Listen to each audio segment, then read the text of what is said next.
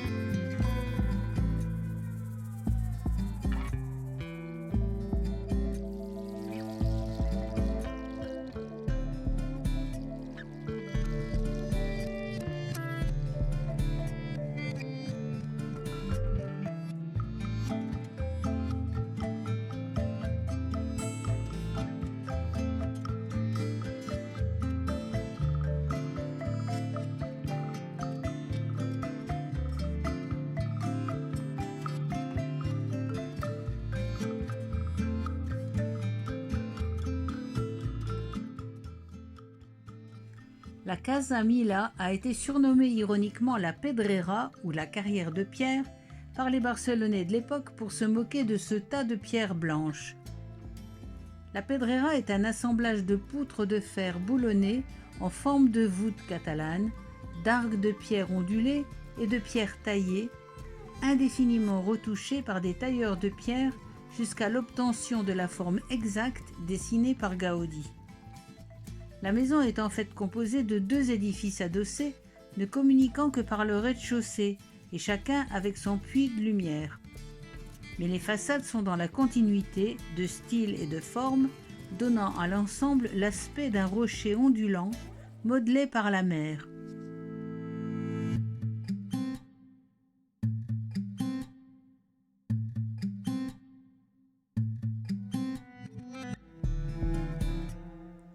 Les combles sont construits de manière originale, 270 arcs de briques de hauteurs différentes en forme de parabole, autoporteurs légers, donnant l'impression de marcher sous une barque inversée qui ondulerait.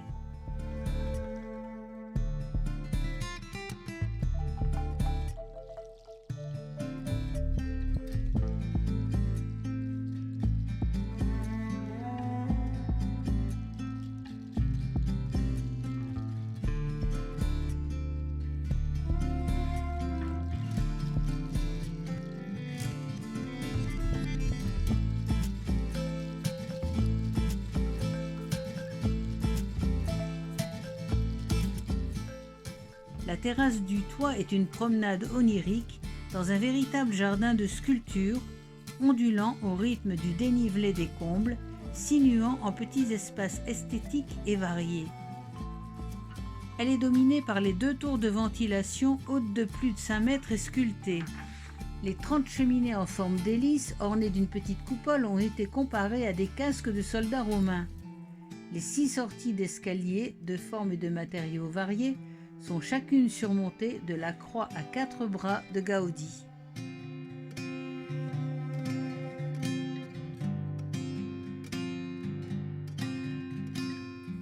C'est à partir de 1906 que Gaudi s'attaque à l'hôtel particulier monumental que lui commande un riche entrepreneur. La construction fait face à une série de tracas administratifs. La maison déborde sur le trottoir et ne respecte pas l'alignement des façades. La hauteur de l'édifice et son volume dépassent de beaucoup les mesures des plans. Le conseil municipal lui réclame 100 000 pesetas, soit 25% du coût total, sous peine d'abattre les combles et la terrasse. Qu'importe, Gaudi répond ironiquement qu'il coupera un pilier et que sur la moitié restante, il gravera la sentence de la municipalité. Il entame une procédure et bien sûr, il n'arrête pas le chantier. La commission d'agrandissement de Barcelone lui donnera raison. Cet édifice a clairement un caractère artistique qui le distingue des autres immeubles. Il n'est donc pas requis qu'il s'adapte aux ordonnances municipales.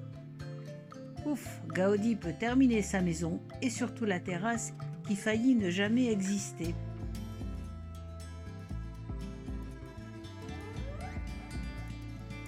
L'univers de Gaudi, c'est cela, une vision, un sens de l'esthétique, un savoir-faire, et aussi une volonté et une certitude d'être à sa place, dans son droit. Mais c'est tellement plus encore.